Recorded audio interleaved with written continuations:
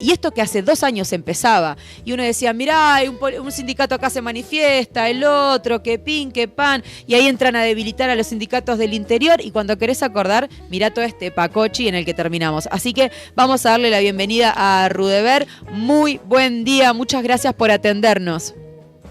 Hola, ¿cómo están? Saludos a todos ustedes allí, a la audiencia.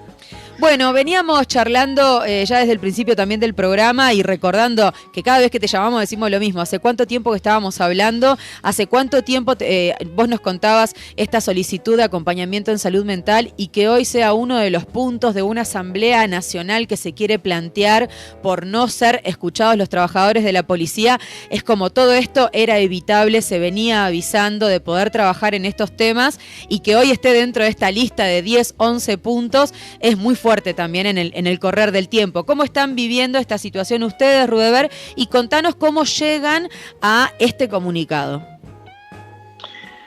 Bueno, la situación de la salud mental, los más de 80 suicidios del 2019 para acá, para nosotros es una carga enorme a nivel humano y emocional que es muy compleja de llevar. Porque no tiene resolución ninguna, no tiene solución, y porque creemos y sabemos que buena parte de ella, de haber adoptado medidas a tiempo, podría haber sido trabajada y seguramente evitada. Es lo más duro de aceptar de todo esto, es que tenemos una administración totalmente omisa y a la cual se le han planteado ideas, a la cual se le ha planteado interés, a la cual se le ha planteado desde todo punto de vista compromiso de participar para brindar soluciones y apoyar los procesos, pero que hoy nos tienen en esta situación. Compañeros que para nosotros son todos caídos en cumplimiento del deber, porque la función policial es única e indivisible. Nosotros somos policías las 24 horas del día y no importa si estamos de licencia, nuestra vida personal y familiar y todo gira en torno al quehacer funcional. Uh-huh. Entonces, desafortunadamente hemos asistido al intento de continuar una política en salud mental y en general, más que nada en ese aspecto, porque el resto de la sanidad policial podríamos decir que la pelea en algún sentido, pese a que está en crisis igual de todas formas, pero un área que hace muchísimo tiempo tendría que haber cambiado, teniendo cada policía desde su contrato una obligación de concurrir a terapia psicológica, la institución cambiando y revisando los perfiles de ingreso, uh-huh. Trabajando en educación y más entrenamiento y más contención, para una fuerza pública que se ve entreverada en la evolución de una sociedad que está sufriendo cada vez mayores problemáticas y que en general también ya tiene sus problemas de salud mental muy complejos, uh-huh. Pero que la fuerza pública por antonomasia debería tener toda la protección y todo el apoyo para poder salir a pelear contra estos males, ¿no? Para poder enfrentarlos. Uh-huh. Rudeber, ¿por qué no se los escucha a ustedes, pensando en que estamos en campaña, de que siempre el tema de seguridad, inseguridad es, ¿no?, una carta que juegan todos los candidatos y las candidatas? ¿Por qué no se escucha a los trabajadores de uno de los botines de campaña más grandes que se utilizan? Bueno, creo que hay una cultura de eso, ¿no? Hay gente que verdaderamente cree que manejar un Estado es hacer cosas sin consultarle a nadie, casi como si fuera un negocio personal. Y lamentablemente la práctica de consultar a los trabajadores no está tan arraigada, ni siquiera goza de buen prestigio, cuando en realidad cuando vas a implementar algo, el primer lugar donde deberías ir a consultar es al recurso humano. Uh-huh. Pero además ha sucedido en el Ministerio del Interior que el Ministerio a principio de su magistratura le dio la representatividad al menos a una fuerza sindical, que nosotros hemos dicho y denunciado que es en todo sentido amarilla, uh-huh. Porque ha suscrito las prácticas del Ministerio del Interior, entre ellas el no ejecutar los fondos para vivienda que rondan los 18 millones de dólares en la actualidad y que son del descuento de cada policía del país. Teniendo compañeros que viven en asentamientos, esto que hablábamos de la salud mental, gente que se integró a comisiones para trabajar y hacer funcionar los ámbitos y las herramientas, y no generó ni articuló ni presionó para que el poder político y ministerial generara cambios, y por eso tenemos los muertos que tenemos. Gente que no salió a la calle a manifestarse cuando hoy tenemos un panorama de pérdida salarial, un salario que se ve diezmado, y podemos hablar justamente de uno de los bienes más caros a la población policial, porque justamente repercute en la salud mental, que es la educación, el entrenamiento, una cartera que se ha visto abandonada, pero lamentablemente que con actos directamente avalados por representantes sindicales de fuerzas que verdaderamente no han reflejado el interés público, el interés general, sino las posibilidades de sentarse a comer con la patronal y de acomodarse hasta en cargos políticos y de tener ascensos fáciles. Entonces, por ahí las cosas. No quiere decir esto que los sindicatos de la coordinadora en ningún momento nos llegamos a presentar ideas, a plantear justamente compromiso de trabajar. Esto es lo que hemos intentado durante los 5 años, tratar de que se nos incluya y se nos permita trabajar y aportar en las diferentes comisiones, y sin embargo terminamos los 5 años en estas circunstancias que para nosotros son paupérrimas, ¿no? Paupérrimas. Una fuerza que además es un gran bien social, como es la educación, como es la salud. Es un gran bien social, y sin embargo está abandonado porque lamentablemente el ministerio no lo ve de esa manera, no aplica los presupuestos y los apoyos que tiene que aplicar, pero hay unas fuerzas sindicales que también suscriben que el ministerio lo haga así, ¿no? Y cuando hablamos de esto, hablamos de 2 fuerzas sindicales específicas. Cipolna, que es la que nos fue nombrada como representativa, y los sindicatos de la UCIP. Desafortunadamente es a raíz de esa mala gestión que nosotros estamos así. Y tiene bastante sentido los resultados sociales que estamos viviendo si el proceso ha sido así, ¿no? Porque después uno dice, ¿de dónde salen todas estas situaciones? Si tenemos una educación devastada, la salud devastada, la policía devastada, ¿no? Tiene bastante sentido que estemos en la situación que estamos. Totalmente. Son las 3 áreas esenciales del Estado: la salud, la educación como pináculo de una sociedad, y la seguridad pública, que está directamente vinculada a las otras 2 anteriores, y que cubre, es como un círculo completo que se ha visto, pauperizado es la palabra, deteriorado, menoscabado, podemos utilizar muchos adjetivos. Y que justamente hoy, dentro de las filas policiales, dentro de la institución, de la gran casa que es el Ministerio del Interior, todas esas condiciones de desmejoramiento generan una inseguridad interna que se ve reflejada y repercute directamente en el esquema de seguridad del país. Cuando la casa no está en orden y cuando la cabeza de un cuerpo no funciona bien, el resto no puede necesariamente, y si lo hace por un tiempo es hasta por un acto milagroso. Pero incluso creemos que si nosotros creemos, esto es una lectura nuestra de los propios funcionarios policiales, que si el Estado uruguayo no está peor es porque en algún lugar ha cundido una buena educación, y todavía hay una parte de la población que se regula sin la necesidad de una fuerza pública atrás, pero eso está cada vez más en deterioro.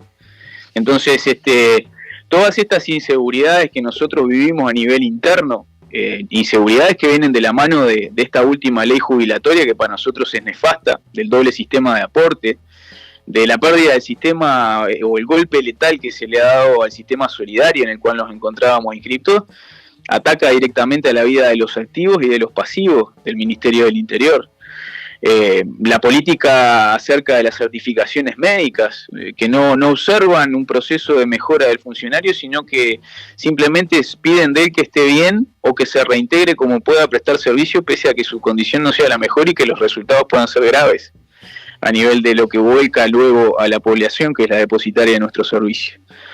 Entonces, observamos claramente que acá no hay un preocuparse por el principal recurso de un Estado, que es el recurso humano, sino simplemente por algunos números a nivel económico y por situaciones materiales. Rudebert, acá Martín te saluda, ¿cómo estás? Hola, ¿qué tal? Te escuchaba primero decir esto de que es una práctica, parece ya habitual de este gobierno, no dialogar con los actores de cada uno de los organismos que están involucrados en cada una de las decisiones que toma. Y una de las excusas que he escuchado por parte de este gobierno es que que el problema son los sindicatos. Y bueno, en parte habría que suscribir que sí, que el problema son los sindicatos. Hay que darles la razón en eso. Pero no es que no hablan con los sindicatos, ahí te tengo que hacer un pequeño matiz general. Es que ellos eligen sentarse a hablar con quienes parece que en todo caso les sirve un poco más su punto de vista o que va más a favor de lo que quieren hacer. Porque nosotros en todo esto que estamos hablando acá, hemos tratado de involucrarnos y literalmente se nos ha rechazado. Nos han rechazado los ministros que han pasado por la cartera, sus subsecretarios, incluso delegados comisionados para negociaciones. Realmente se nos ha rechazado diciéndonos que no somos representativos. Pero los representativos, supuestamente, que nosotros decimos que son amarillos, son los que en realidad generan buena parte del problema, porque no están dando la discusión que tienen que dar, ni con la intensidad que la tienen que dar. Esta misma concentración que nosotros pensamos hacer en un lugar histórico, donde fue la última huelga policial de la década de los 90, y que comienza allí, que luego se trasladará a como podamos al Palacio Legislativo para continuar nuestro reclamo, se da en un contexto de que es lamentable porque hay otros sindicatos que han avalado que todo esto se desmejore y no han salido a hacer las movidas que hay que hacer para decir, bueno, no, si somos los verdaderamente representativos, bueno, esto no puede seguir sucediendo. Pero bueno, eso ha generado que una corriente que se creía en algún sentido desaparecida fuera cobrando fuerza y que hoy muchos sindicatos del interior del país y de varias direcciones nacionales se vayan a conjugar en un evento que pensamos, que ojalá esperemos que muchos lo puedan acompañar, no solamente policías en actividad de retiro, policías sindicalizados, no sindicalizados, esto es por todos, y sobre todo actores de la sociedad civil, porque nosotros entendemos que nuestra realidad es el reflejo del apoyo de la sociedad civil y a la vez nuestro trabajo se vierte en la sociedad civil. Entonces sería buenísimo que otras fuerzas sindicales o que la población en general se arrimara, porque es algo que nos ocupa a todos, y estamos todos en el barco. Pero con ese matiz que te decía, es que lamentablemente se han dado las cosas. Ha transcurrido un tiempo en el cual hay fuerzas sindicales amarillas, que son un problema para todo el movimiento de los trabajadores, no solamente la policía, porque desprestigian a todos, y además son un problema a la interna de la propia institución en la que deberían bregar para mejorarla. Uh-huh. Rudeber, dentro de los puntos que se plantea para esta Asamblea Nacional que se está convocando, un montón de ellos los venimos hablando ahora y los venimos hablando ya hace un tiempo, pero el que está sobre la mesa y es el que viene adornado de campaña electoral es el tema de los allanamientos nocturnos. ¿Qué implican los allanamientos nocturnos? ¿Qué información tienen ustedes de esta propuesta y por qué están en contra? Bueno, hasta ahora información cero, solamente lo que surge en la campaña política, ¿no? Un impulso de generar una herramienta, pero sin mayores niveles de profundización en el debate, en la discusión, en la construcción de ese constructo, valga la redundancia, que podría posibilitar o no una mejora en la lucha contra el crimen. Hasta ahora información cero. Nosotros observamos que es una herramienta que por sí sola no va a generar una inclinación en la lucha contra la delincuencia que repercuta de manera significativa. Es una herramienta de excepción que podría llegar a funcionar bien vinculada a otras herramientas mayores, como por ejemplo pensar no tanto en el horario que estamos allanando, sino en el lugar donde estamos allanando. Y ustedes están allí en su departamento, bien cerca de una zona que está totalmente desprotegida, porque es una zona frontera, y en la cual justamente las coordinaciones con un ejército nacional en su jurisdicción, como lo hemos defendido siempre, debería ser la medida para evitar el ingreso o frenar un poco el ingreso de no solamente lo que es la droga y todos los bienes y servicios que genera el narcotráfico vinculados, sino de tantos otros delitos como la trata de personas y podemos mencionar infinidad de cosas, ¿no? Uh-huh. Pero decimos que el momento además en que se plantea es un momento en el cual se trivializa una discusión importantísima, ¿sí? Porque esto implica la modificación de la Constitución de la República para poder llevarlo adelante. Uh-huh. Y se tira como un cliché de campaña que nosotros observamos que únicamente tiene un sentido de perseguir, de conseguir algún voto o agradar a ciertos determinados círculos. Pero es una herramienta que, y por qué, acá viene el por qué no, es una herramienta que en los países donde se utiliza, en realidad se evita utilizar o se utiliza como herramienta de última instancia. ¿Por qué? Porque maximiza todos los riesgos para los trabajadores, para los civiles del entorno, para los civiles allanados, que podrán ser o no delincuentes, porque uno allana, pero a veces lo que encuentra en el lugar no son precisamente delincuentes, ¿sí? Esto no viene acompasado de un apoyo fundamental a los servicios de inteligencia, que son los que deberían justamente, y allí es otro punto donde habría que hacerse más hincapié y no tanto en el allanamiento nocturno, mejorar la inteligencia del Estado y capacitarla y dotarla de medios. No se está generando la educación necesaria para que todas las jefaturas del país tengan al menos un equipo especializado para poder llevar a cabo esta tarea. No se está generando el nexo con la Fiscalía General de la Nación, que hoy día nuestro código permite que el fiscal se allegue a los procedimientos policiales, pero que en un eventual caso de aplicación de esta herramienta debería estar más que nunca presente en los procedimientos. No se está generando esa coordinación. No se está generando que el Ministerio del Interior tenga el presupuesto necesario para el atributo educativo que hablábamos, pero para el atributo tecnológico que debe existir en todas las partes del país. Lo mismo en Rocha, que en Canelones, que en Artigas, que en Montevideo o que en Florida, ¿sí? Y no se está pensando que los atributos técnicos solo son alcanzables a través de ese tipo de herramientas. Se está diciendo allanamientos nocturnos sí o allanamientos nocturnos no. Y eso es un gravísimo problema. Porque en ello le va la vida a los trabajadores, que pueden llegar a cometer errores, porque la noche se da para todo ese tipo de circunstancias, y mucho más cuando no existe la educación necesaria y la tecnología necesaria. Y ahí te puedo hablar de tecnología muy variada, y te puedo hablar de educación muy variada, pero todo eso está y es posible solamente en un esquema de inversión, no en un esquema de recorte como en el que hemos estado estos últimos 5 años, que hemos, por decirte una cosa, solo recibimos un uniforme en 5 años en la fuerza pública, casi a final de gobierno. Donde, por ejemplo, tenemos circunstancias en las cuales para hacer un allanamiento de día, ya no de noche, en una jefatura como la de Rocha, por ejemplo, o la de Canelones, o de cualquier jefatura del interior, hay que hacer un rejunte de personal de un montón de lugares porque no hay personal. Porque de repente logramos a mitad de la magistratura resolver en parte el problema de los móviles, pero no tenemos gente para conducir los móviles. Entonces, en un esquema de recorte, esto que se plantea es muchísimo más que un chiste de mal gusto. Parecería que es algo que simplemente se busca como, honestamente, pensándolo y a título personal, como una cosa que se está generando para desviar la atención de temas mucho más importantes.